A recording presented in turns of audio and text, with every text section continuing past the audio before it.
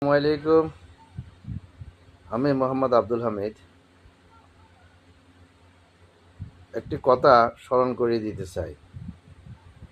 আমাদের দেশে বাসে বেশিরভাগ এগুলি যে লোকাল বাসে যে পাবলিক পরিবহন যেগুলো বলে, এগুলাতে অসংখ্য আমাদের দেশের ছাত্রছাত্রীরা চলাচল করেন হাফ ভাড়াতে।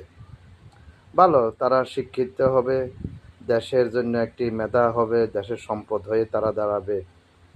কিন্তু তারা যে অতীত থেকে আজ পর্যন্ত অনেকে তো সুশিক্ষিত হয়ে গেছেন, ডাক্তার হয়েছেন, ইঞ্জিনিয়ার হয়েছেন, ব্যবসায়ী হয়েছেন, সরকারি আমলা হয়েছেন।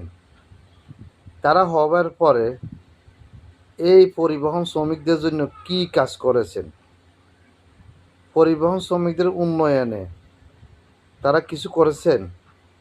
তারা তো হাফ ভাড়ায় কিন্তু বাসে যাতায়াত করেছেন এবং করছেন, এবং বর্তমানও বহাল আছে। এই পরিবহনে যারা সেক্টরে যারা কাজ করেন তাদের তো বেশিরভাগ জীবন মরণ নিয়ে তারা সবসময় লড়াই করতে হয়। যে কোনো সময় একটি দুর্ঘটনা, অ্যাক্সিডেন্ট এই ধরনের মুখোমুখি এভেলেবেলে তাদের ভাগ্যে জুড়ে থাকে।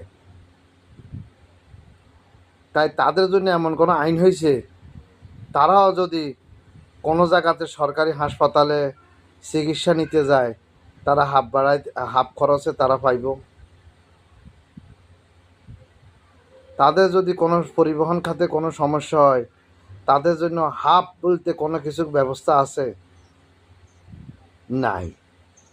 বরঞ্চ সুযোগ পাইলে তাদেরকে মারধর করতে, ওদের গায়ে হাত তুলতে দ্বিধাবোধ আমরা করি না।